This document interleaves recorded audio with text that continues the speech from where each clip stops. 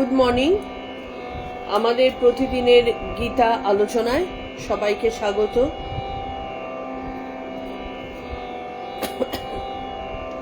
আমাদের চলছিল গীতা ষষ্ঠ অধ্যায় এবং ষষ্ঠ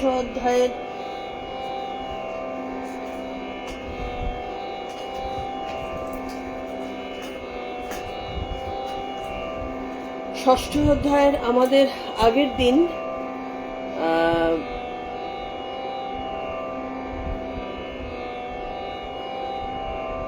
23 অবধি হয়ে গেছে। আমরা 24 নম্বর থেকে আজকে পড়া শুরু করব। গীতাকে 6টা অধ্যায়ে ভাগ করা হয়েছে। এই 6টা অধ্যায়ের মধ্যে 1/3 মানে 6 নম্বর চ্যাপ্টার আমাদের পড়া প্রায় মাঝামাঝি হয়ে গেছে। এই 6 নম্বর অধ্যায়ে টোটাল শ্লোক সংখ্যা 47, আমাদের তার মধ্যে 23 অবধি হয়ে গেছে। 6 নম্বর চ্যাপ্টার হয়ে যাওয়ার পরে লাস্ট দিন আমি এইটুকু বলবো যে গীতাকে কেন 18টা অধ্যায়ে ভাগ করা হয়েছে, বা এই 18টা না হয়ে 17টাও হতে পারত, বা 20টাও হতে পারত, 19টাও হতে পারত, না হয়ে এই 18টা অধ্যায়কে একদম সমান 3টে ভাগে যে ভাগ করা হয়েছে, এই 3টে ভাগের 3টে মাহাত্ম্য আছে। সেই মাহাত্ম্যগুলোর মধ্যে প্রথম ভাগের মাহাত্ম্যটা আমাদের অলমোস্ট কমপ্লিট হওয়ার দিকে হয়ে যাওয়ার পরে আমরা শেষের দিন, মানে যেদিন আমাদের 6 নম্বরটা শেষের দিকে হবে, সেদিন আমি জিনিসটাকে বলবো। গুড মর্নিং মিতাদি। আমাদের আর 2-1 জয়েন করলে আমি স্টার্ট করব প্রণাম মন্ত্র দিয়ে।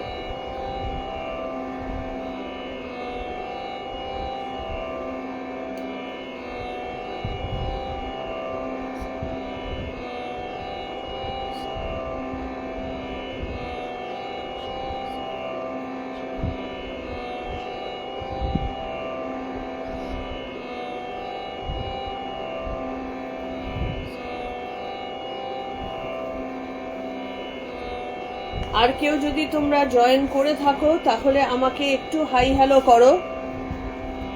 2-1 এসেছে জানতে পারলেই আমরা স্টার্ট করব।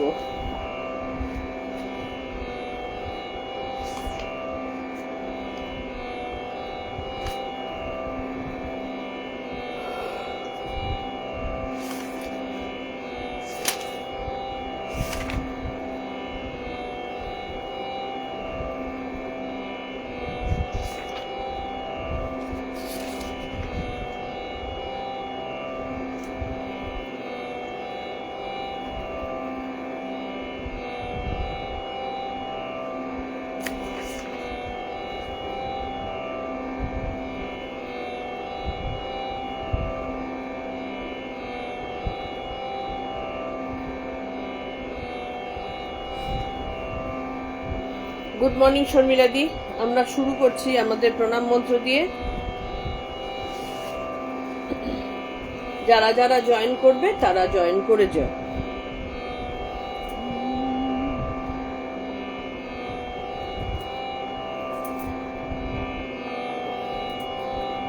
বসুদেবসুতং দেবং কংসচাণূরমর্দনম দেবকী পরমানন্দং কৃষ্ণং বন্দে জগদ্গুরুং কৃষ্ণং বন্দে জগদ্গুরুং। ওম শ্রী পরমাত্মনে নমঃ। শ্রীমদ্ভগবদ্গীতা अथ षष्ठोऽध्यायः। श्रीभगवानुवाच अनाश्रितः कर्मफलं कार्यं कर्म करोति यः स सन्न्यासी च योगी च न निरग्निर्न चाक्रियः।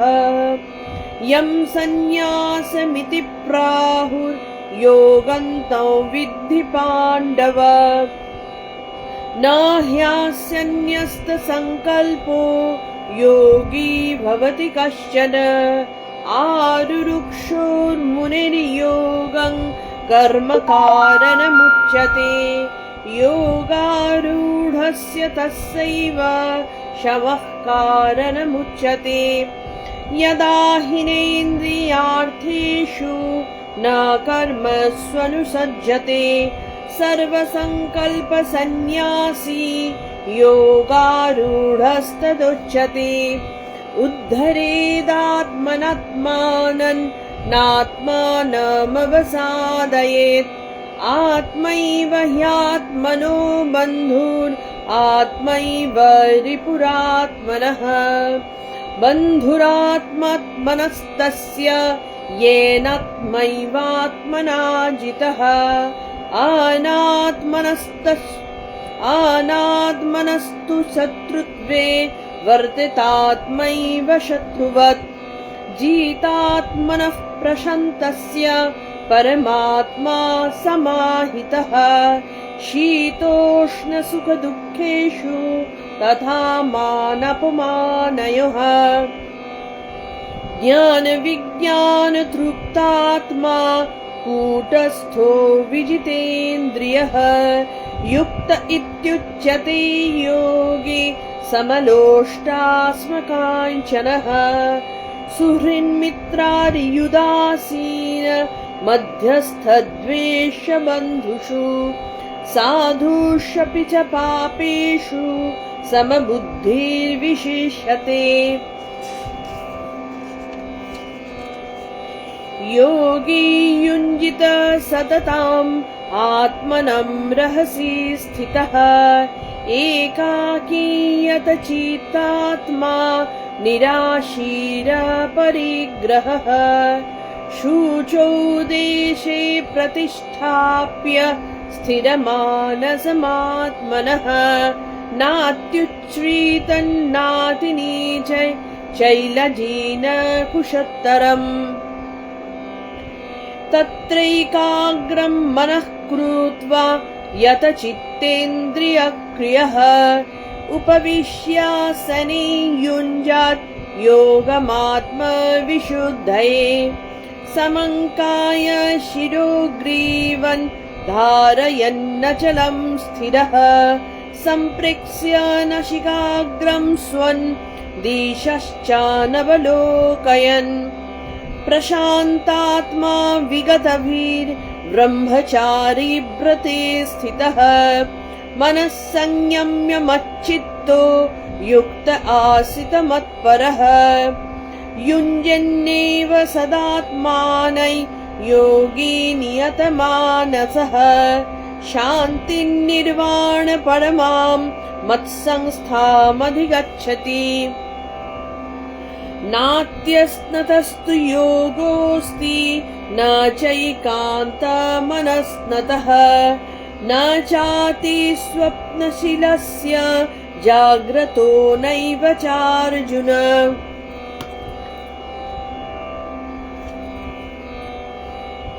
युक्तहार विहारास्य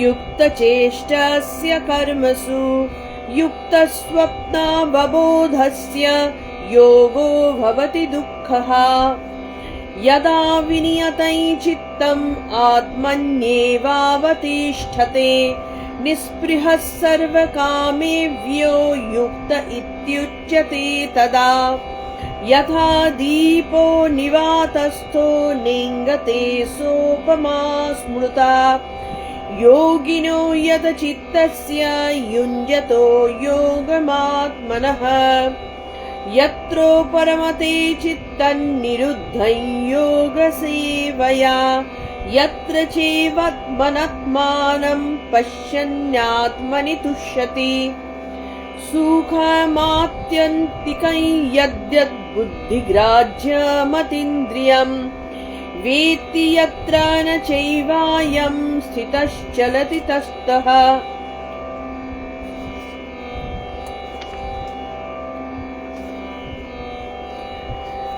यल्लब्ध्वा चापरल्लाभं मन्यते नाधिकं ततः यस्मिन् स्थितो न दुःखेन गुरुणापि विचाल्यते तौ विद्यात् दुःखसंयोग वियोगं योगसंज्ञितम् स निश्चयेन योक्तव्यो योगो निर्विण्ण চেতসা। এই 23 নম্বর অবধি আমাদের পড়া হয়েছিল, যেখানটাতে আমাদের প্রথম থেকে কি কি বলা হচ্ছে, কিভাবে যোগে আরূঢ় হতে হয়, কিভাবে বসতে হবে, কি করে নিঃশ্বাস নিতে হবে, কি করে কোন দিকে দৃষ্টি রাখতে হবে। এই যে আমরা প্রথম থেকে বলি ধ্যান হয় না ধ্যান হয় না করে আমরা ধ্যান হয় না।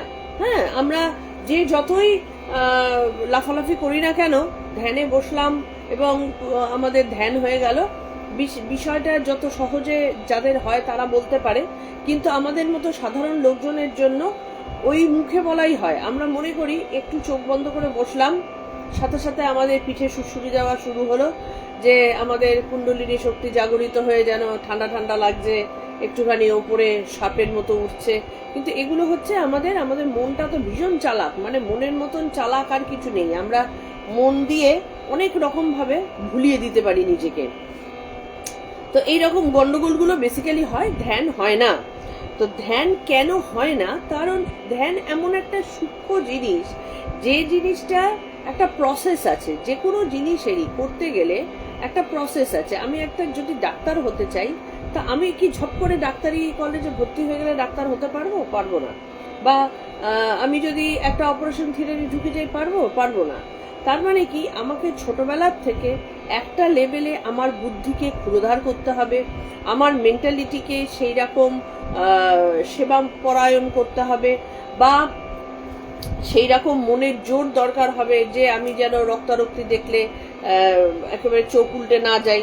তাহলে এইরকম ভাবে ধীরে ধীরে নিজেকে তৈরি করার পরে পড়াশোনা, একটা এত বছরের পড়াশোনা, তারপরে এন্ট্রান্স এক্সাম, সেটার জন্য নিজেকে তৈরি করার পরে আবার অতগুলো বছর যাবে, MBBS পাস করলে তবে একটা লেভেলে ডাক্তার হওয়া গেল। তাহলে তারপরেও একটা লেভেলে, তার মধ্যে স্পেশালাইজেশন আসলো না। তাহলে এইটা যদি এত কঠিন কাজ হয়, তাহলে কি করে ধ্যানের মতো একটা বিশেষ সূক্ষ্ম এবং শ্রেষ্ঠ সূক্ষ্ম জিনিস, সেইটা কি অত সহজে হতে পারে? না বসলেই পুরো জিনিসটা হয়ে যায়? হয় না। সুতরাং তারও একটা প্রসিডিওর আছে, যে প্রসিডিওরটা আমাদের এর পরেই আসবে।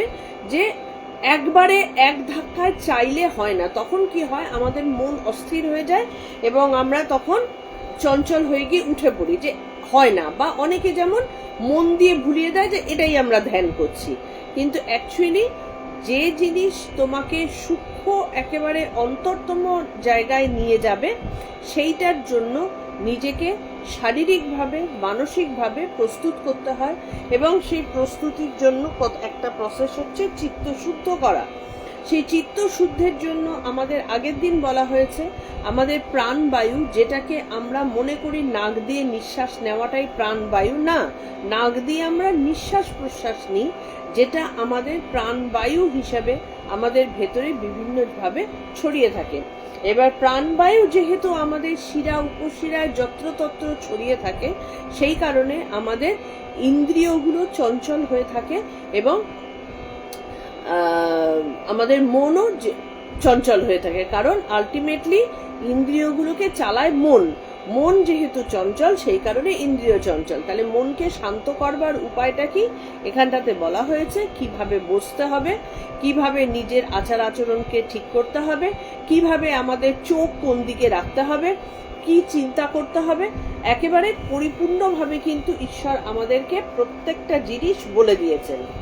লাস্ট যেটা আমাদের বলা হয়েছিল 23 নম্বরে, যেখানটাতে একটা সময় বলা হয়েছে কি, আমাদের নির্বেদ শূন্য, মানে নিরাশাজনক নৈরাশ্য চিত্ত ব্যক্তি, মানে যার মধ্যে পেসিমিজম রয়েছে, তার পক্ষে কখনোই ধ্যানের দিকে যাওয়া সম্ভব নয়। সে হয়তো হাঁকুপাকু করবে, কিন্তু নিরাশাবাদীদের দ্বারা অনেক সূক্ষ্ম জিনিস সম্ভব নয়। তাহলে নৈরাশ্যবাদী মানে বিষণ্ণতা বা হতাশা কখনোই হলে চলবে না। যে আমার হচ্ছে না তার মানে হবে না বা হয় না কথাটা নয়।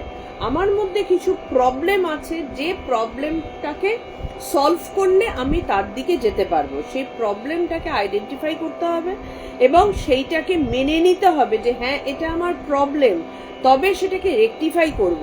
আমি একটা ইয়েতে জল ভরে যাচ্ছি, বোতলে জল ভরে যাচ্ছি, এদিকে বোতলের তলায় ফুটো, সেটা আমি যদি দেখতে না পাই তাহলে হাজার জল ভরেও কোনো লাভ হবে না। তাহলে সেই ফুটোটাকে আগে ঠিক করতে হবে। এবার যদি কেউ মনে করে যে জল ভরেই যাচ্ছি, আমার তো কোনো লাভই হচ্ছে না, সুতরাং কিছু হয় না এতে, তো এই ধরনের নিরাশাবাদী মানুষের পক্ষে কখনোই কিন্তু ধ্যান সম্ভব নয়। তাহলে সেইখানটাতে মনে করতে হবে যে আমার খুঁতগুলোকে আমি ঠিক করার পেছনে লাগি, মানে আমাকে একটা মেকানিকের মতন করে আমার যে কারণে ধ্যান হচ্ছে না বা কনসেন্ট্রেশন হচ্ছে না সেইগুলোকে আইডেন্টিফাই করতে হবে। এগুলো প্রত্যেকটাই কিন্তু আমাদের সাধন জগতের একটা রাস্তা। মানে যেমন 1 2 3 4 করে আমরা হাসিনাই পাস করি, তারপরে আমাদের কলেজ পাস করি, তারপরে আমরা স্পেশালাইজেশনের দিকে যাই, ঠিক সেই রকম ভাবে আমরা ধ্যান জগতের দিকে বা আধ্যাত্ম জগতের দিকে মনে করি যে একবারেই আমরা পিএইচডি করে ফেলবো, কিন্তু সেটা হয় না। সারা জীবন ধরে একটা মানে যা ইচ্ছে তাই ভাবে জীবন কাটাবার পরে হঠাৎ যখন 45-50 বছর বয়স হয়ে গেল, আমার মনে হলো যে আরে বহু তো ঝামেলার মধ্যে পড়ে গেছি, এবার একটুখানি ঈশ্বরের কাছে বসি, তাতে হয় না। তাতেও হয় কিরকম ভাবে, যদি সেই নিজের যে খুঁতগুলো সেইগুলোকে আইডেন্টিফাই করে যদি সেগুলোকে সারাতে পারা যায়, যে যত তাড়াতাড়ি সারাতে পারবে সে তত তাড়াতাড়ি মনোনিবেশ করতে পারবে। তা আমাদের সেই খুঁত সারাতেই জন্মান্তর কেটে যায় আর কি।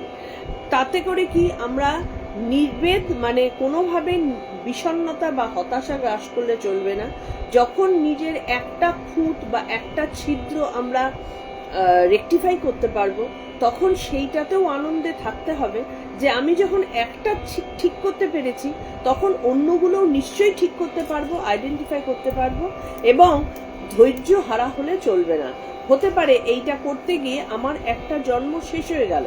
অ্যাকচুয়ালি আধ্যাত্মিক জগতে এই একটা শরীর মানে একটা জন্ম, এগুলো কিন্তু বেসিক্যালি কোনো তার ভ্যালুই নেই। মানে যেখানটাতে লক্ষ লক্ষ বছরের একটা ব্যাপার, সেখানটাতে এই 70 80 90 কি 100 বছর এটা কোনো ব্যাপারই নয়। এইটাকে আমরা যদি রেকটিফিকেশনের পেছনে দিয়ে দিই, তাহলে এই জিনিস কখনো ক্ষয় হয় না। যেখান থেকে শেষ করে আমি পরবর্তী নবজীবন পাবো, সেইখান থেকেই কিন্তু আবার শুরু হয়, শূন্য থেকে শুরু করতে হয় না। সেই রেকটিফিকেশনগুলো কিন্তু হয়ে গেল। এই যে আমরা বলি যে আমাদের মৃত্যুর পর কিছুই থাকে না, কিছুই থাকে না মানে পঞ্চতত্ত্বের পঞ্চভূতের এই শরীরটা থাকে না, যেটা বেসিক্যালি জড়। কিন্তু বাদবাকি যে সূক্ষ্ম জিনিসটা, সেই জিনিসটা কিন্তু থেকে যায় এবং সেটার উপরে ভিত্তি করেই পরবর্তী জন্মটা আমাদের তৈরি হয় এবং পরবর্তী জন্মের শুরুয়াত ওই রেকটিফিকেশনগুলো নিয়েই হয়। সুতরাং আমাদের মনে সবসময় রাখতে হবে যে আমার এতদিনে সিদ্ধি হলো না, এতদিনে আমি কিছু বুঝলাম না, কিছু পেলাম না, সেটা না।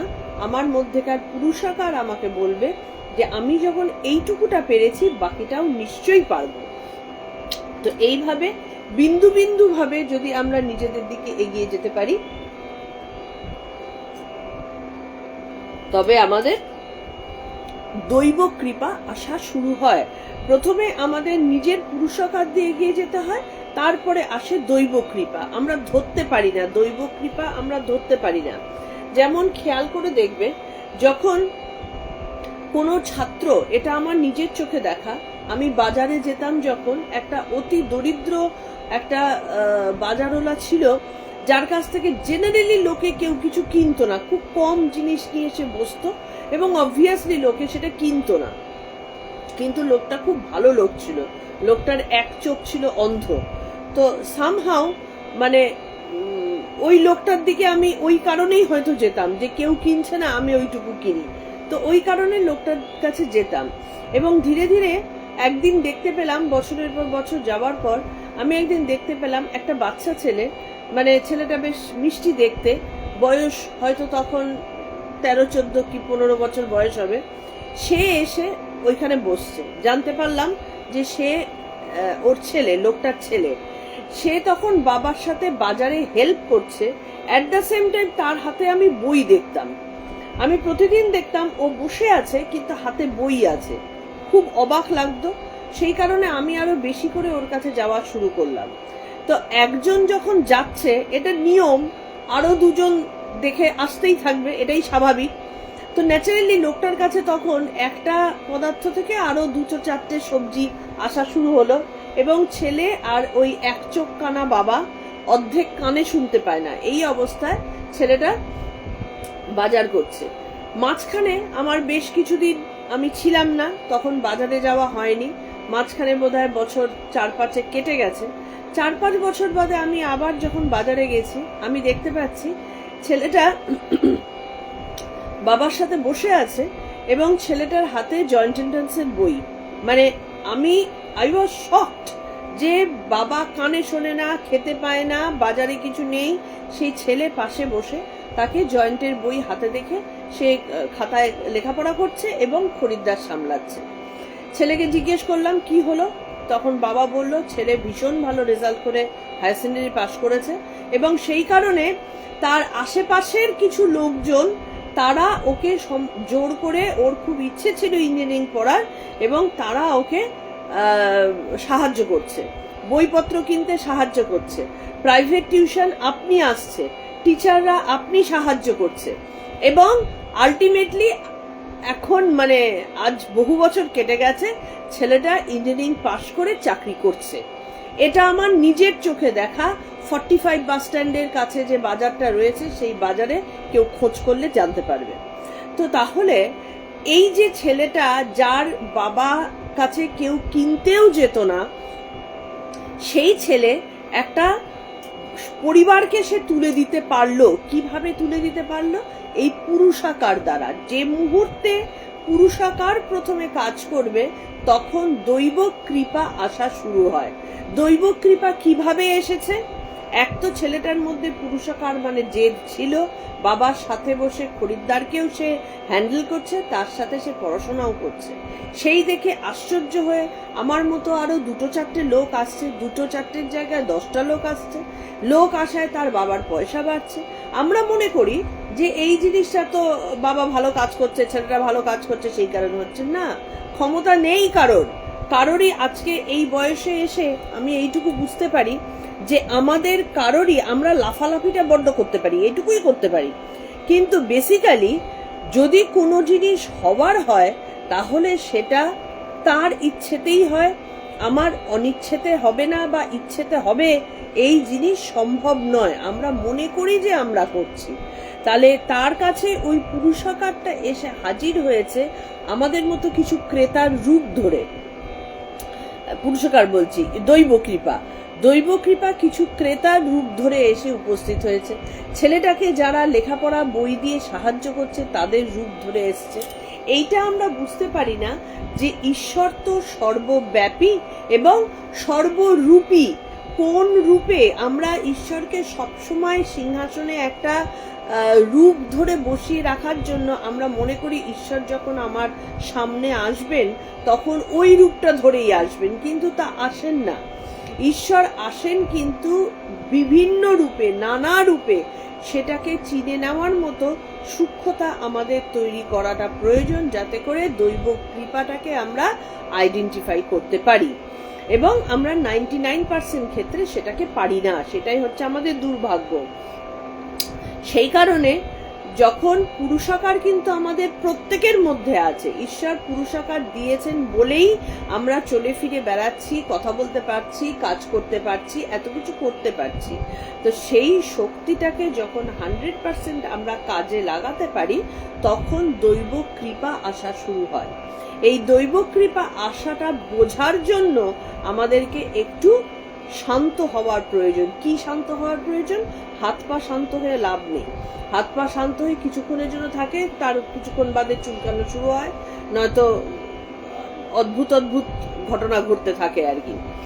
তো দৈব কৃপা বোঝবার জন্য আমাদের মন শান্তের প্রয়োজন হয়। মন শান্ত করার জন্য সেই মনের ভেতরে যে বৃত্তিগুলো, সেই বৃত্তিগুলোকে থামানো প্রয়োজন। যেই চোখ বন্ধ করে বসলাম, ফটফট ফটফট করে চতুর্দিকের কোটিখানেক জিনিস মনের মধ্যে আসা শুরু হলো। তাহলে এই যে আসা শুরু হলো, সেটা যদি চলতে থাকে, তাহলে আমার মনের ভেতরে যে আনন্দের উৎস আছে, সেটাকে খুঁজে পাবো কোথার থেকে? আনন্দের উৎসটা তো অনেক গভীরে, তলায়, তার উপরে তো ঘোলা জল গুলিয়েই যাচ্ছে। তো তার মানে কি, সেই জল ঘোলাটাকে থিতোতে হবে। সেই থিতোবার প্রসেসগুলো এখানটাতে ঈশ্বর আলোচনা করেছেন। এবং আমাদের এই যে 23 নম্বর চ্যাপ্টার শ্লোক অবধি কিভাবে বুঝতে হবে। আজকে আমি যদি একটা কোলবালিশ কোমরে দিয়ে লেদ খেয়ে বসে, হ্যাঁ, হবে না, সেই ধ্যান হয় না, তখন নিদ্রা আসে, ঘুম আসে। আমি যদি অতিরিক্ত কঠোর পরিশ্রম করি, ঘুমোচ্ছি না, পরিশ্রমে একেবারে ছারখার হয়ে যাচ্ছি, হবে না, কারণ তাতে শরীর ক্লান্ত হবে। এই শরীরকে সুস্থ শরীর দিয়েই সুস্থ চিন্তা করা যায়। সুতরাং সুস্থ শরীর রাখতে হবে, কিভাবে সিদ্ধারা বজায় রাখতে হবে, চোখের দৃষ্টি কোথায় রাখতে হবে, নারী কি করে শুদ্ধ হতে হবে। আমি ধ্যান করতে বসলাম, আমার একবার সর্দিতে এই নাক বন্ধ, একবার মাথা ধরে আছে মাইগ্রেনে, হ্যাঁ, একবার হাঁচি আসছে, কখনো কি সেই শান্ত মন আনা সম্ভব? সম্ভব না। সেই কারণে শুদ্ধ শরীরে, শুদ্ধ শ্বাসে আমাদের নজর রেখে, কন্ট্রোল রেখে ঈশ্বরীয় আরাধনার দিকে এগোতে হয়। এগুলো আমি যা কথাগুলো বলছি না, একদম নিজের মানে পরীক্ষিত অনুভূতি দিয়ে বলছি, পরীক্ষিত সত্য। আমার একটা সময়, এগুলো অপ্রাসঙ্গিক কিছু কথা আমি বলে ফেলছি, কিন্তু তাও বলি, একটা সময় আমার খুব, তোমরা নিজেরাও দেখেছো যে আমার অধিকাংশ সময় নাক বন্ধ থাকতো, ভীষণ প্রবলেম হতো, সবসময় হাঁচি পাচ্ছে, সবসময় নাক সুরসুর করছে, এটা একটা ছিল। তার কারণ কি? শুদ্ধ নারী নয়। নারী শুদ্ধ যদি না থাকে, আমি যখন ধ্যানে বসবো, নাক টানবো, দম বন্ধ হয়ে যাবে, নাকি আমি ধ্যানে মন দেবো? হবে না। সুতরাং আগে সেই পরিচ্ছন্নতার প্রয়োজন। সেই পরিচ্ছন্নতা করার জন্য প্রসিডিওর আছে, গুরু প্রদত্ত বিদ্যা। এগুলো একটাও কিন্তু ওই যোগ ব্যায়ামের জিনিস নয়। এগুলো হচ্ছে গুরু প্রদত্ত নারী শুদ্ধির কিছু বিদ্যা আছে, যে জিনিসগুলো অভ্যাসের মাধ্যমে এই শুদ্ধ হয়। না হলে আমাদের প্রতিটা নারী একেবারে রন্ধ্রে রন্ধ্রে আমাদের বায়ু, পিত্ত, কফের ইমব্যালেন্স থাকে। ইমব্যালেন্স থাকে বলেই আমাদের রোগ হয়, আমাদের মন চঞ্চল হয়, আমাদের চিত্ত অশুদ্ধ হয়, এই যত গন্ডগুলো হয়। সুতরাং অশুদ্ধ জায়গায় কি শুদ্ধতম জিনিস কখনো এসে বসতে পারেন? তাহলে অশুদ্ধতা দূর করবার জন্য যা যা প্রসেস, গুরু সেটা শিখিয়ে দেন। সেইটাই আমাদের 23 নম্বরে বলা হলো। এবার 24 নম্বর থেকে আমরা শুরু করব।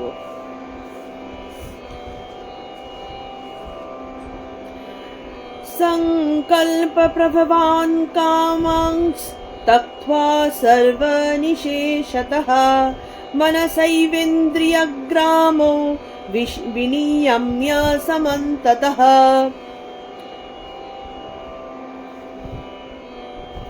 আমি 24 আর 25 একসাথে পড়ছি, ঠিক আছে? শनै শनै রূপমেদ বুদ্ধ্বা ধৃতি গৃহীতয়া আত্মং সংস্থম মনঃ কৃত্বা না কিঞ্চিদপি চিন্তয়েৎ। তাহলে দুটো পড়লাম আমরা। সংকল্প প্রভবান কামান ত্যাক্ত্বা সর্বান শেষতঃ মনসৈবেন্দ্রিয়গ্রামং বিনিয়ম্য সমন্ততঃ। 25 পড়লাম শनै শनै রূপমেদ বুদ্ধ্বা ধৃতি গৃহীতয়া আত্মসংস্থং মনঃ কৃত্বা না কিঞ্চিদপি চিন্তয়েৎ। সংস্কৃত মানেটা আগে বলে দিই। সংকল্প প্রভবান কথাটার মানে কি? সংকল্প জাত, মনে মনে একটা সংকল্প, সেটার থেকে উৎপন্ন। সর্বান কামান মানে সমস্ত কামনা, সংকল্প জাত সমস্ত কামনা। আমি আগে শুধুই শব্দগুলোর অর্থ বলে দিচ্ছি, পুরো ডিটেল ব্যাখ্যা তারপরে যাচ্ছি। অশেষত ত্যাক্ত্বা মানে নিঃশেষে ত্যাগ করে, মনসা এব মনের দ্বারাই, ইন্দ্রিয় গ্রামম ইন্দ্রিয় সমূহকে, সমন্তত সমস্ত বিষয় থেকে, বিনিয়ম্য নিবৃত করে, ধ্রুতি গৃহীতয়া বুদ্ধা ধৈর্যযুক্ত বুদ্ধি দ্বারা, শনৈ শনৈ ধীরে ধীরে, উপরমেত বিষয় থেকে মানে বিরতি অভ্যেস করবে, মনস আত্মসংস্থং কৃত্বা মনকে আত্মাতে স্থাপন করবে, কিঞ্চিত অপি না চিন্তায়েত অন্য কিছু চিন্তা নয়। তাহলে আমাদের বসা ঠিক হলো, আমাদের সিদ্ধারা ঠিক হলো, আমাদের দৃষ্টি ঠিক হলো, এবার তারপরে মনটাকে নিয়ে করবোটা কি? সবকিছু করার পরেও মনটা তো একেবারে চঞ্চল বাঁদরের মতন লাফালাফি করছে, তাহলে এবার এটাকে নিয়ে কি করব? এখানটাতে বলছেন যে সংকল্পজাত কামনা সমূহ। কেন সংকল্পজাত? কারণ কামনা কেন? কামনা আমাদের আসে কিন্তু সংকল্প থেকে। এর মানেগুলো বুঝতে হবে। সংকল্প কথাটার মানে কি? আমার মনের মধ্যে একটা ইচ্ছের থেকে কিন্তু আমাদের কামনা আসে। ঠিক যেরকম বা আমাদের কাজও হয়। আমার সংকল্প হচ্ছে যে আমার ছেলেটা একটা ভালো চাকরি করুক, তো ছেলেটা ভালো চাকরি করুক, এটা সংকল্প আমার। তার জন্য কি হলো? আমাকে কামনা কোথার থেকে আসছে? তার মানে আমাকে ছেলের পড়াশোনার জন্য আমাকে অর্থ রোজগার করতে হবে, একটা কামনা আসলো। এই অর্থ রোজগারটা করার জন্য কি করতে হবে? আমরা এগুলো কিন্তু ধরতে পারি না। যখন আমরা ছোট থাকি, বাচ্চা বয়সে বাবা মা যখন আমরা ছেলে পিলেকে বলি যে ওরে তুই পড়, তোকে মানুষ হতে হবে, ওরে তুই পড়াশোনা কর, কি গান বাজনা কর, কি অমুক কর, তোর মধ্যে এই গুণগুলো দিতে হবে, আমরা বুঝতে পারি না। কারণ আমাদের মন বেসিক্যালি জন্মান্তরের যে গ্যাপ, সেই গ্যাপে আমরা পুরনো জিনিসগুলো ভুলে যাই। কিন্তু আমাদের ভেতরে স্মৃতিতে থাকে বলেই কিন্তু আমাদের ওই যে রিফ্লেক্স অ্যাকশন যেটা হয় না, আজকে ধরো আগুন আসার দূর থেকে আসছে, এইটা দেখতে পেয়েই আগেই আমরা তাড়াতাড়ি করে পালাবার চেষ্টা করি। এই যে একটা মানে ইনস্ট্যান্ট যে একটা কাজ, এইগুলো কিন্তু আমাদের স্মৃতি থেকে আসে। কারণ আমরা জানি আগুনে পুড়ে আমাদের মৃত্যু হতে পারে।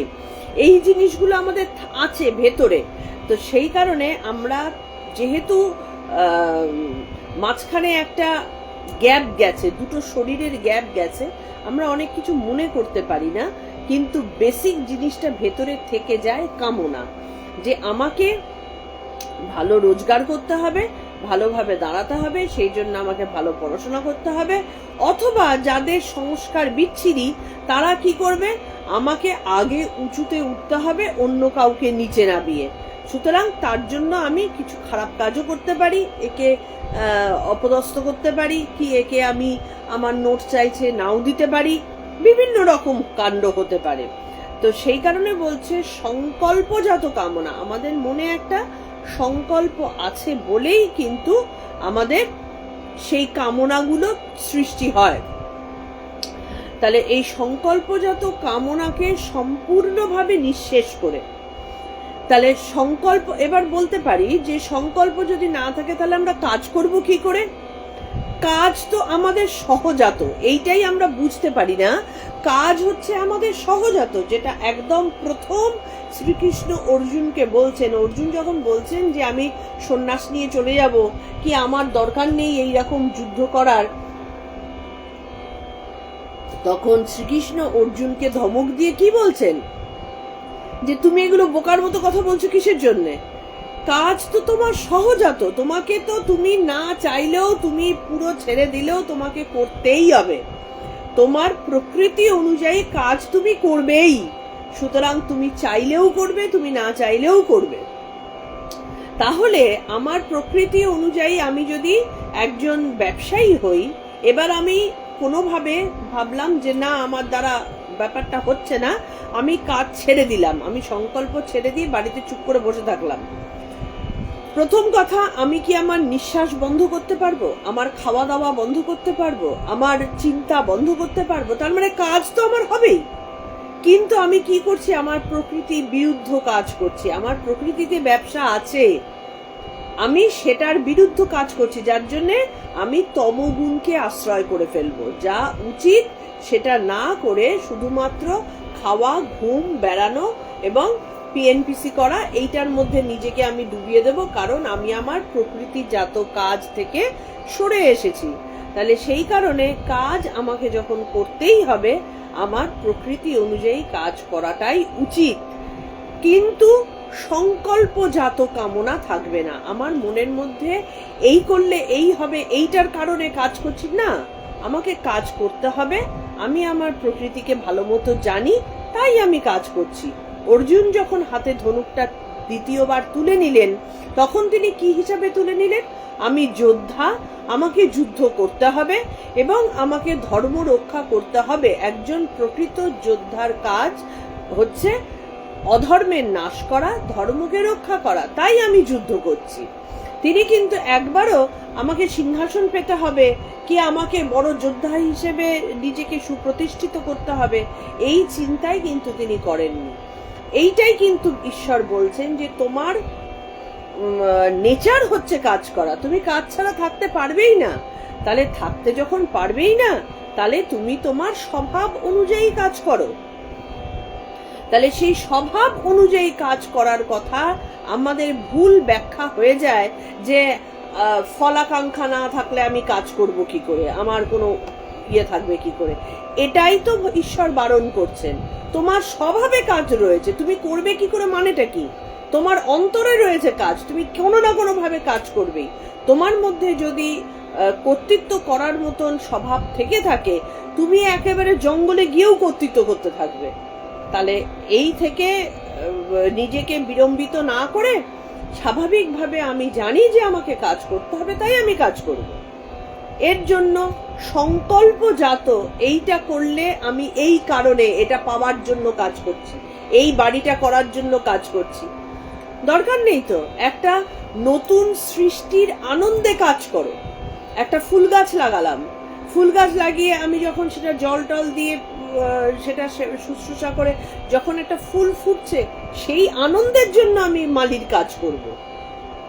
আমাকে মালিক এসে টাকা দেবে কিনা, আপনিই আসবে। যখন মালিক দেখতে পাবে যে সুন্দর কাজ করবার জন্য মালি বাগানে এত ফুল ফুটিয়েছে, মালিক খুশি হয়ে আপনিই দেবে। এটাই তো দৈব কৃপা।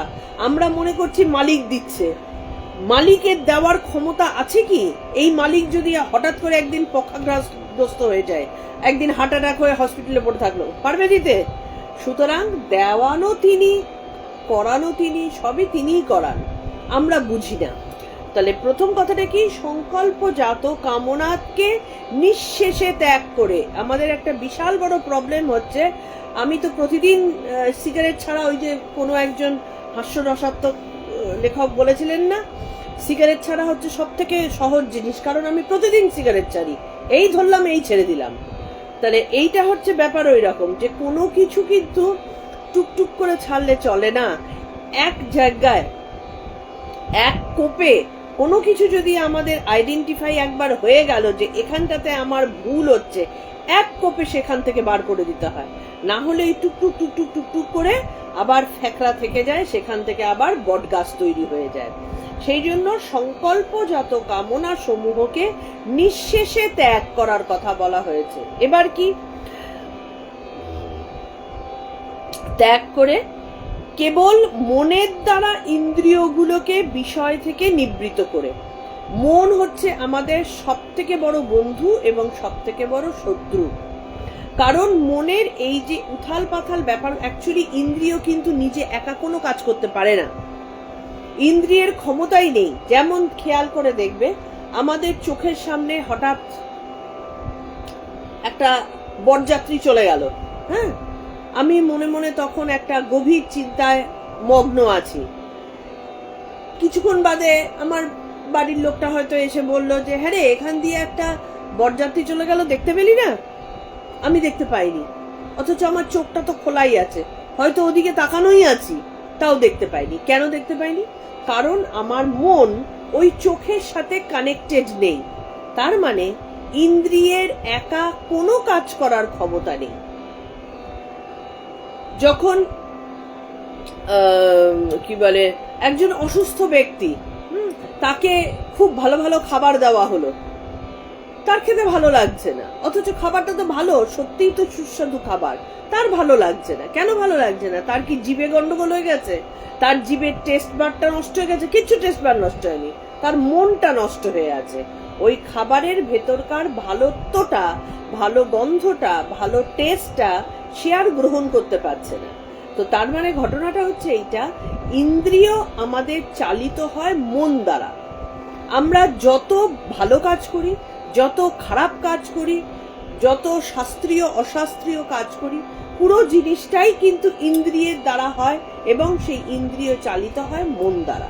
তার মানে মনের দ্বারা ইন্দ্রিয়গুলোকে নিবৃত্ত করে, তাহলে আমি যদি আমার মনকে আইডেন্টিফাই করতে না পারি যে আমার মন এই জিনিস চাইছে, এইটা ভালো না খারাপ, এই বিবেক যদি না থাকে, তাহলে তো ইন্দ্রিয় ইন্দ্রিয়ের মতন দৌড়াতে থাকবেই, কিছু করার নেই। তাহলে সেই ইন্দ্রিয়কে নিবৃত্ত করবে কে? মন। তাহলে বলছেন যে কেবল মনের দ্বারা ইন্দ্রিয়গুলোকে নিবৃত্ত করে, এরপরে কি করতে হবে? ইন্দ্রিয়কে নিবৃত্ত করলাম মানে আমার হাত চাইছে ওই সোনার গয়নাটা নিতে, আমার মন চাইছে, আমার এই গলার এই জায়গাটা চাইছে যে একটা দামি হার গলায় রাখতে, কি ভালো কানের দুলটা রাখতে, কি একটা নতুন জিনিস কিনতে। কে চাইছে? আমার ইন্দ্রিয়গুলোই চাইছে, বাইরের জিনিসটাই তো চাইছে। কিন্তু আসল আনন্দটা উপভোগ করছে কে? মন। মন বলছে যে মনের চাহিদা আছে, মন বলছে যে ওই শাড়িটা দরকার, ওই গয়নাটা দরকার। সেই কারণে মন ইন্দ্রিয়কে প্রভোগ করছে যে যা গিয়ে ওটা নিয়ে আয়। তাহলে ইন্দ্রিয় যখন গায়ে গয়নাটা দিল, মনের একটা তৃপ্তি আসলো, কিন্তু সেটা সাময়িক। তা সেই কারণে বলছে মনকে নিবৃত্ত করো আগে, মনের দ্বারা ইন্দ্রিয়গুলোকে নিবৃত্ত করো। এবং এই যে মন কি করে ইন্দ্রিয়কে নিবৃত্ত করবে? মন ইনস্ট্রাকশন দেবে কেন ইন্দ্রিয়কে যে তুমি এই কাজটা করো না বা এই কাজটা করো?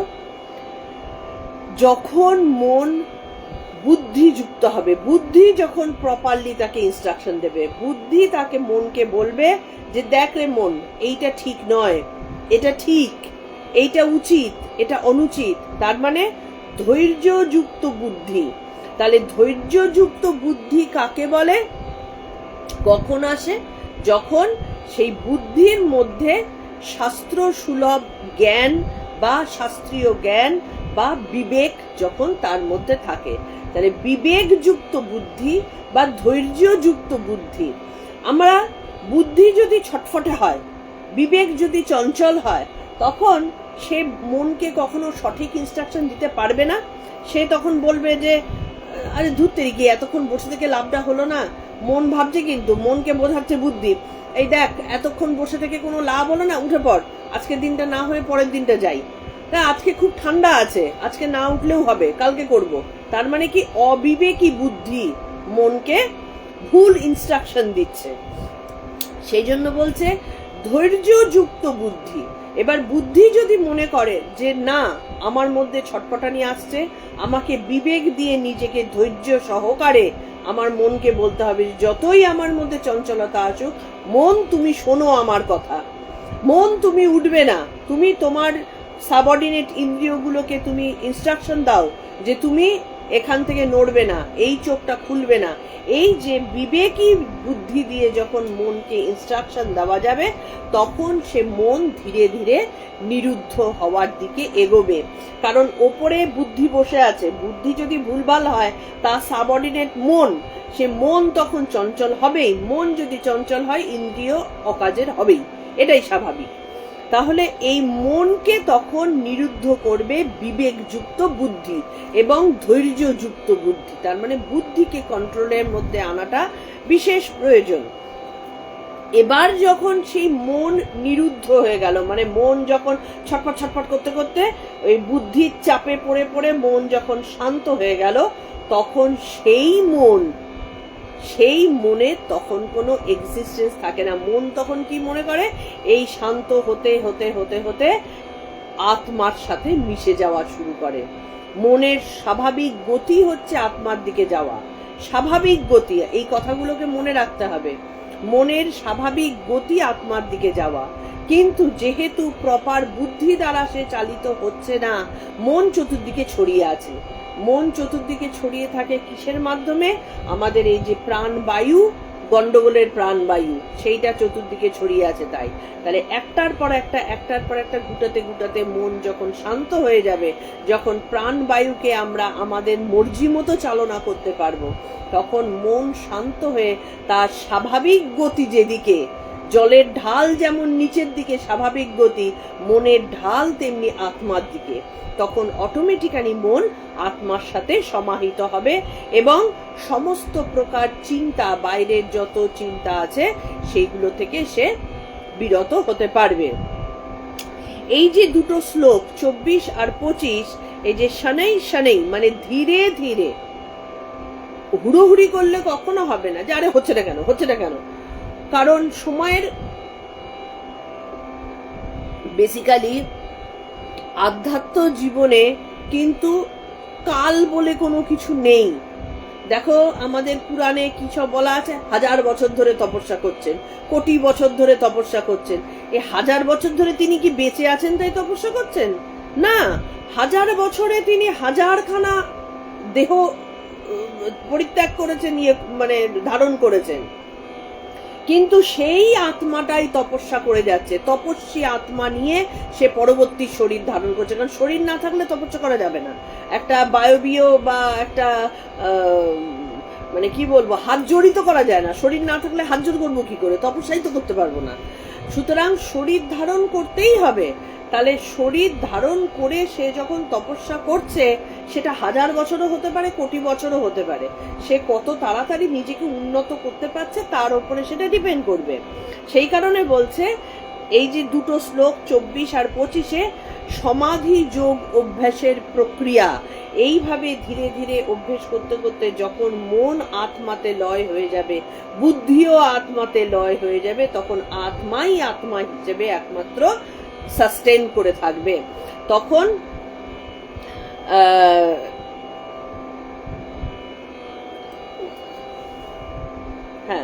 তখন আমাদের নিজস্ব এই শারীরিক অস্তিত্ব, যেটা দিয়ে আমরা এত কাণ্ডগুলো করছি, সেই পুরো জিনিসটা একটার সাথে আরেকটা মিলে মিশে একাকার হয়ে এক আত্মা, তিনি সমাধিস্থ আত্মা। তিনি সমাধিস্থ কথাটার মানেটা কি? সবকিছু তার মধ্যে লয় হয়ে গিয়ে আলাদা কোনো অস্তিত্ব নেই, একমাত্র যোগে অবস্থান করছেন তিনি। কার সাথে যোগে? সেই পরমাত্মার সাথে, জীবাত্মার যোগে তিনি অবস্থান করছেন। এইটার মধ্যে এই দুটো শ্লোকে এই সমাধিস্থ অবস্থার প্রসেসের কথাই কিন্তু বলা হয়েছে। এখানে এটাই বলেছে, ঠিক যেটা এইমাত্র আলোচনা করলাম, ধৈর্য সহকারে বুদ্ধির দ্বারা সেই মনকে আমি ধীরে ধীরে অন্তর্মুখ করব। এখনো পর্যন্ত খেয়াল করে দেখবে তোমরা, চোখ বন্ধ করে যদি চিন্তনের চেষ্টা করো, আমাদের চোখের দৃষ্টি কিন্তু বেসিক্যালি বাইরের দিকে থাকে। চোখ বন্ধ, চোখের পাতা পড়ে গেছে, তারপরেও চোখের দৃষ্টি বাইরের দিকে। তাহলে সেইটাকে অন্তর্মুখী করার প্রসেসটা কি? চোখকে একমাত্র কূটস্থে স্থাপন করা, ওইখানটাতে স্থিরভাবে আটকে রাখা। ওইটা দিয়ে দেখা যায় এখানে যে নয়ন আছে, সেই নয়নকে মানে উন্মোচন করা, সেই নয়নের মধ্যে সবকিছু ধরা পড়ে। মানে আমরা অনেক আগে প্রথম থেকে যারা আমাদের গীতা শুনছো, এর ভেতরের অ্যানাটমিটাকে আমরা বর্ণনা করেছিলাম। বেসিক্যালি একটা কাঁচের মতো, আয়নার মতো, এখানে তার প্রতিচ্ছবি পড়ে। আমরা একদম ছবি এঁকে এগুলো বর্ণনা করেছিলাম। তোমরা যদি সম্ভব হয় একটু প্রথম থেকে শুনতে থেকো, আমাদের ইউটিউবে রয়েছে একদম পুরো।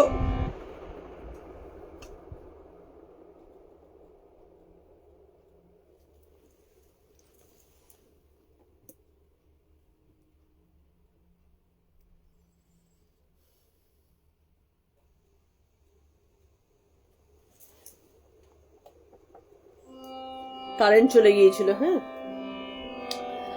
তো সেই অবস্থায় আমাদের মনকে বহির্মুখী তখন হতে দেয় না ওই অভ্যাসগুলো করলে। এবার যেমন অনেক জায়গায় আছে এইটা খাবে না, অমুকটা করবে না, এইটা খেলে শরীর উত্তেজিত হয়। দেখো, এইগুলো হচ্ছে আমাদের এমন একটা বিষয়, খাওয়ার সাথে যোগের কিন্তু বেসিক্যালি কোনো সম্পর্ক নেই। কোথায় সম্পর্ক আছে?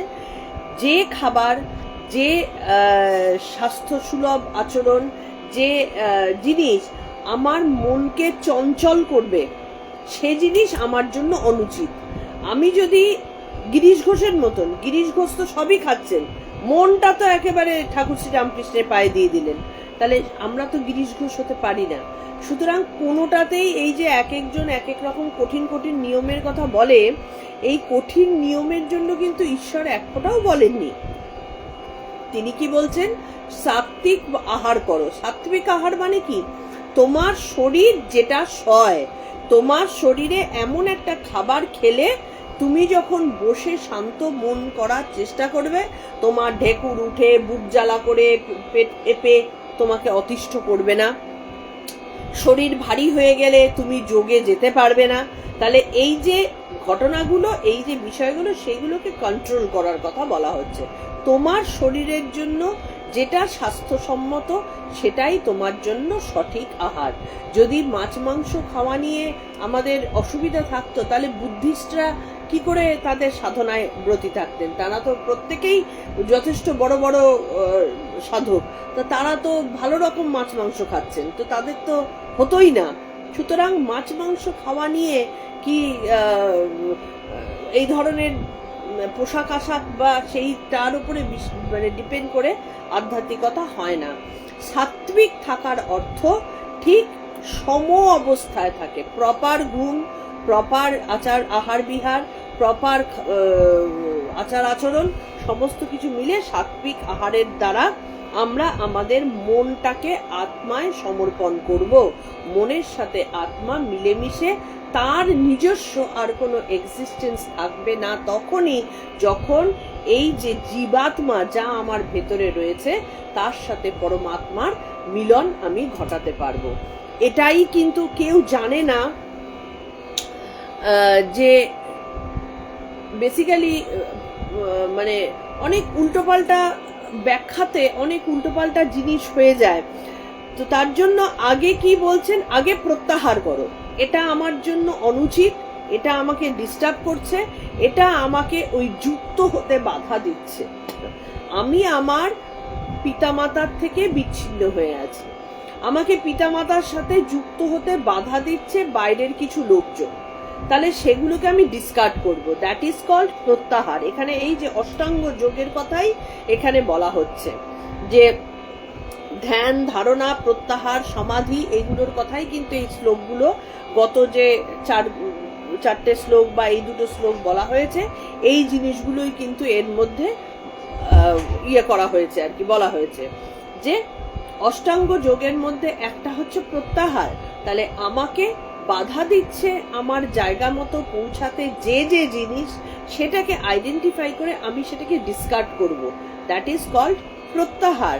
এবার যে মুহূর্তে সেই প্রত্যাহার ব্যাপারটা চলে গেল, আমার ডিস্টারবেন্সটা চলে গেল, তখন আমার মনের মধ্যে সেই যে ঢেউ ওঠা, পাগলের মতন ঢেউ ছটপট ছটপট, সেই জিনিসটা বন্ধ হয়ে গেল। সেই জিনিসটা বন্ধ হয়ে যাওয়ার পরে আমি আইডেন্টিফাই করতে পারছি আমার বাড়িতে যাওয়ার রাস্তা এইটা, এই রাস্তা ওই আমার বাবা মা বসে আছেন, এই যে একটা চিন্তনের মধ্যে যাওয়া, এইটা হচ্ছে ধারণা। আমি ধারণা করছি এই রাস্তা ধরে গেলে আমি ওখানে পৌঁছতে পারবো, এই হচ্ছে ধারণা। এবার তারপরে সেই ধারণাতে যখন আমি ঢুকে পড়লাম, একটা ধারণাটাকে একটা বিষয় নিয়ে চিন্তা করা, যে বিষয়ে আমি চিন্তা করে আমি এগোবো, এই হচ্ছে আমাদের মন্ত্র জপ করতে দেওয়া হয়, দীক্ষাতে যেটা দেওয়া হয়, এই ধারণাতে আনবার জন্য। এই ধারণাতে এনে যখন সেটা করতে করতে করতে করতে আমি একদম স্থির হয়ে গেলাম, আমার বাড়ির রাস্তাটা আমি পেয়ে গেলাম, আমি তখন আর এদিক ওদিক যাব না, স্থির রাস্তায় হাঁটা শুরু করব। আমার মন এদিকে আর ওদিকে যাবে না, কারণ মন নেই, মন আমার অলরেডি আত্মার সাথে সমাহিত হয়ে গেছে। তখন সেইখানটাতে আর অনিয়ন্ত্রিত কোনো ঢেউ তৈরি হচ্ছে না আমার ভেতর থেকে, তখন শুধুমাত্র একটাই জিনিসের দিকে আমি তাকিয়ে আছি, আমার লক্ষ্য একটাই, আমার চোখের সামনে ওই যে আমার বাড়ি আমি দেখতে পাচ্ছি স্থির। প্রথম প্রথম কি হয়, বাড়িটা কুয়াশার মধ্যে যেন থাকে, এই উঠলো এই নিভে গেল, এই রাস্তা হারিয়ে ফেললাম, আবার এই ভুলে যাচ্ছি, অন্ধের মতো খুঁজছি, সেইটাকে বলে, সেই অবস্থাকে বলে ধারণা। এবার যখন বাড়িটা চোখের সামনে স্থির হয়ে দেখতে পাচ্ছি, তখন হয়ে গেল ধ্যান, আমি সেখানে স্থির একদম। এবার যখন আমি সেই রাস্তা ধরে এগিয়ে গিয়ে সেই বাড়িটাতে নিজেকে ঢুকিয়ে দিতে পারলাম, আমার হয়ে গেল সমাধি। এইভাবেই কিন্তু তখন আর আলাদা করে আমার অস্তিত্ব নেই, আমি তখন বাড়িতে ঢুকে গেছি। ধ্যান, ধারণা, সমাধি। এবার সেই সমাধির বিভিন্ন রকম সম্প্রজ্ঞাত সমাধি, অসম্প্রজ্ঞাত সমাধি, এইগুলোর বিভিন্ন রকম বিষয় রয়েছে। এই বিষয়গুলোকে আমরা নিশ্চয়ই ধীরে ধীরে আলোচনার মধ্যে যাব। আজকে আমরা যেটা পড়লাম 23 আর 24, এর মধ্যে আমাদের শুধুমাত্র একটুখানি বাকি রয়েছে, যেটা আমি যৌগিক মার্গের ব্যাখ্যাটা একটুখানি করে দিই। একই জিনিস, কোনো বিশেষ কিছু নেই। আমাদের যেটা হয়, যে কথাটা বলেছি অলরেডি, যে যখন আমরা জন্মগ্রহণ করি, নতুন ভাবে জন্মগ্রহণ যখন আমাদের দেহ আসলো, তখন কি হয়, আমাদের ভেতরে বায়ু, পিত্ত, কফ দ্বারা আমাদের যেটা অজ্ঞানতা, কফ দ্বারা আমাদের সমস্ত নাড়িগুলো বন্ধ হয়ে থাকে। আমাদের কোনো নাড়িতেই, যে প্রাণবায়ুর কথা বললাম না, প্রাণবায়ু, আমরা নিঃশ্বাস নিচ্ছি ঠিকই, আমাদের হার্টবিট চলছে ঠিকই, কিন্তু প্রত্যেকটা নাড়িতে নাড়িতে আমাদের বায়ু, পিত্ত, কফের আধিক্যের জন্য আমাদের কিন্তু প্রাণবায়ু সেটা প্রপার জায়গায় গিয়ে পৌঁছায় না বলেই কিন্তু আমাদের বিভিন্ন জায়গায়, যে কোনো জায়গায় রোগ হতে পারে। আমরা প্রত্যেকে কিন্তু এক একজন এক একটা ক্যান্সার সেল নিয়ে বসে আছি, কারণ আমাদের প্রাণবায়ু যেটা আমাদেরকে সুস্থ রাখবে সেইটা সব জায়গায় পৌঁছয় না। সেই পৌঁছানোর কারণে আমাদের যত রকম রোগের সূত্রপাত হয়। সেই জন্য প্রথমে আমাদের প্রাণবায়ুকে প্রপার ভাবে যদি আমরা চালনা করতে পারি ধীরে, এবং সেটাকে ইরা পিঙ্গলার থেকে সরিয়ে এসে প্র্যাকটিসের মাধ্যমে ধীরে ধীরে সুষুম্নাগামী করতে পারি, তখন সেই নাড়িগুলো প্রথমে শুদ্ধ হয়ে যায়। প্রথমে শুদ্ধ নাড়ি হবে, শুদ্ধ নাড়ির থেকে আমাদের ধীরে ধীরে বিশুদ্ধ অবস্থায় এসে পৌঁছাবে যখন, তখন সূক্ষ্মাতি সূক্ষ্ম অবস্থায় প্রাণবায়ু সুষুম্নাগামী হবে। যেই প্রাণবায়ু সুষুম্নাগামী হলো, আমাদের মনের আর আলাদা কোনো অস্তিত্ব থাকবে না, এবং তখনই আমাদের বিষয়মুখী মন ছেড়ে মন ঈশ্বরগামী হয়। বা ঈশ্বর কথাটা বারবার বললে অনেক সেকুলার লোকজনের খুব গায়ে লাগে। ঈশ্বরগামী হওয়ার অর্থটা হচ্ছে বেসিক্যালি আমাদের ভেতরে যে আছেন, যে আমাদেরকে চালনা করছেন, যা আমাদেরকে ধারণ করে রেখেছে, তার মধ্যে প্রবেশ করে যাওয়া, জীব আত্মার সাথে পরমাত্মার মিলন হওয়া, শিবের সাথে শক্তির মিলন হওয়া, যেভাবেই বর্ণনা করো না কেন। এখানটাতে অনেক সময় আমাদের শেষ হয়ে গেছে, আমাদের এই দুটোর ব্যাখ্যা শেষ হয়ে গেছে। আমি শুধু অন্য প্রসঙ্গে একটা কথা বলি। এই যে শ্রীকৃষ্ণের রাসলীলা নিয়ে কত রকম নোংরা আলোচনা, কত রকম ভুলভাল কথাবার্তা, হ্যাঁ, আমাদের আলোচনা হয়। কি কথাটা বলে যেন, কি তুমি করো তো রাসলীলা আর আমরা করি তো প্রেম খেলা, এরকম কিছু একটা কথাবার্তা বলা হয়, যে আমরা করলে দোষ আর শ্রীকৃষ্ণ করলে সেটা ঠিক। এত বড় এগুলো হচ্ছে আমাদের কিছু অশিক্ষার কথাবার্তা। অ্যাকচুয়ালি রাসলীলা মানেটাই কেউ জানে না। রাসলীলা কথাটার মানে হচ্ছে জীবাত্মার সাথে পরমাত্মার মিলন। আমরা রাধা আর কৃষ্ণকে দুটো আলাদা আলাদা নারী আর পুরুষ ধরে ফেলে সেটাকে নিয়ে অনেক রগরগে আলোচনা, অনেক রগরগে কবিতা, গল্প, আলটিমেটলি সেটা যে কিসে পরিণত হয় জানা নেই। কিন্তু আসল জিনিসটা হচ্ছে জীবাত্মা এবং পরমাত্মা। যখন জীবাত্মা জানতে পারে যে আমি কে, আমার বাড়ি কোনটা, তখন তিনি পরমাত্মামুখী হন এবং যেদিন পরমাত্মার সাথে জীবাত্মার মিলন হয় সেই দিনটাকে বলে রাসলীলা। শ্রীকৃষ্ণের সাথে রাধার মিলন মানে দুটো নারী পুরুষের সেক্সুয়াল মিলন নয়, দুটো নারী পুরুষের গল্প গাথা নয়, এটা হচ্ছে জীবাত্মার সাথে পরমাত্মার মিলন। এইটা জানতে হবে। রাধা বলে বেসিক্যালি কিন্তু কোনো নারী ছিল না। রাধা হচ্ছেন রাধা শক্তি বা কুণ্ডলিনী শক্তি, যা আমাদের ভেতরে মানে প্রবল শক্তি হিসাবে, শ্রেষ্ঠ শক্তি হিসাবে, কারণ রাধা শক্তি তো আমাদের এই চালনা করছে প্রাণবায়ু। তিনি যখন কুণ্ডলিনী থেকে আমাদের একেবারে মূলাধার থেকে তাকে যখন উঠিয়ে সহস্রারে স্থাপন করা যায়, তখনই হয় শিব ও শক্তির মিলন, রাধা ও কৃষ্ণের মিলন, এবং সেটাই হচ্ছে রাসলীলা বা রাসলীলা ক্ষেত্র। এটার ব্যাখ্যা আরো অনেক ডিটেল ব্যাখ্যা আছে, সেগুলো আমরা ভবিষ্যতে কোনো সময় আসব, এবং যদি ভগবান কোনোদিনও দেন আমাদেরকে ভাগবত আলোচনায়, তখন আমরা এই সব জিনিসগুলোর দিকে আসব। যদিও এর কিছু আলোচনা আমরা আগের শ্লোকগুলোতে, আগের চ্যাপ্টারগুলোতে করেছি। আমাদের আজকে 24-25 এই 25 অবধি আমাদের আজকে হলো। আমরা পরবর্তী দিনে এর পরে পৌঁছাবো। তাহলে আজকে আমাদের যেটা হলো অষ্টাঙ্গ যোগের ব্যাখ্যাগুলো, কাকে ধ্যান বলে, কিভাবে ধ্যান হয়, ধারণা কাকে বলে, এবং ধ্যান, ধারণা, সমাধি, প্রত্যাহার, এই পুরো জিনিসগুলো কিভাবে ধীরে ধীরে আসে, ধৈর্য সহকারে কিভাবে নিজের বুদ্ধিকে এগিয়ে নিয়ে যেতে হয়, এই জিনিসগুলো বর্ণনা করা হয়েছে। সবাইকে আমি রিকোয়েস্ট করব, যদিও আমাদের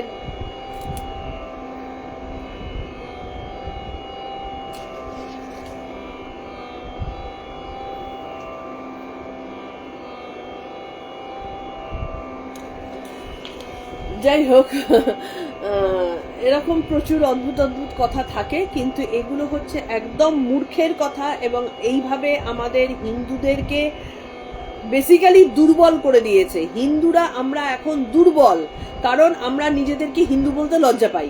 সব থেকে বড় কথা এটা, আমরা সেকুলার বলায় অনেক বেশি গর্ববোধ করি, হিন্দু বলতে লজ্জা পাই, যেখানে আমরা বেসিক্যালি হিন্দু। তো এত শক্তিশালী একটা, এত মানে ক্ষমতাশালী একটা ধর্ম, যেটা সারা পৃথিবী এখন সেটাকে নিয়ে চর্চা করার চেষ্টা করে চলেছে, আমরা জন্মসূত্রে সেটাকে পেয়ে তাকে অবহেলা করছি, আর সেকুলারিজমের একটা দোহাই দিয়ে নিজেকে বিশাল স্মার্ট করার চেষ্টা করছি। বেসিক্যালি তাতে আমাদের দুর্বলতা ছাড়া কিচ্ছু হচ্ছে না, এবং অবক্ষয় ছাড়া কিচ্ছু হচ্ছে না।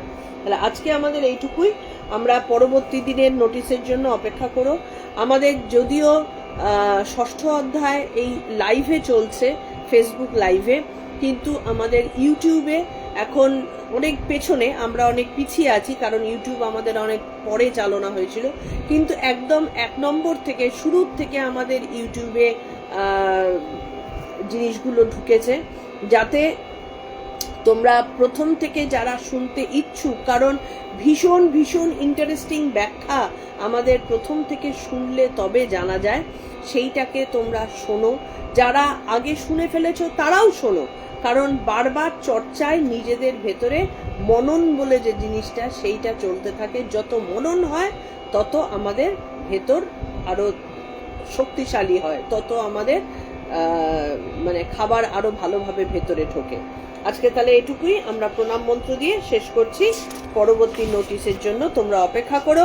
আমাদের সোম থেকে শুক্রবার অবধি গীতা ক্লাস চলে, এবং শনিবার রবিবার শ্রী কথামৃত আলোচনা হয়। সময় একই, মাঝে মধ্যে আমার গন্ডগোলের জন্য আমাকে বন্ধ রাখতে আমি বাধ্য হই, তো সেই সময় আমি নোটিশ দিয়ে দিই, মানে আমি যেদিন আসবো তার আগের দিন তোমরা নোটিশ পেয়ে যাবে।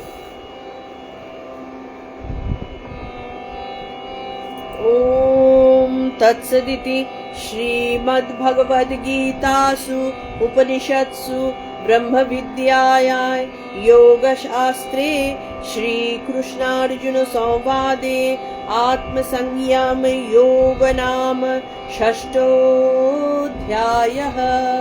ওম শ্রী কৃষ্ণার্পণমস্তু, ওম শ্রী কৃষ্ণার্পণমস্তু, ওম শ্রী কৃষ্ণার্পণমস্তু। ভালো থেকো সবাই, নিজেদেরকে নিয়ে গর্ববোধ করো। আমরা অনেক দামি মূল্যবান জিনিস নিয়ে আমরা জন্মেছি, সেইটার প্রতি গর্ববোধ করো, সেটাকে চিনতে শেখো যে আমাদের কাছে সব থেকে দামি জিনিসটা আছে। সেটা অন্যের কাছ থেকে নিলে সেটা ধার করা জিনিস হয়ে যায়। যা আমার ভেতরে আছে সেটাকে নিয়ে চর্চা করে দেখো, সত্যিকারের আনন্দের মানে চলতা ফিরতা আনন্দ আমরা হয়ে দাঁড়াবো। ভালো থেকো।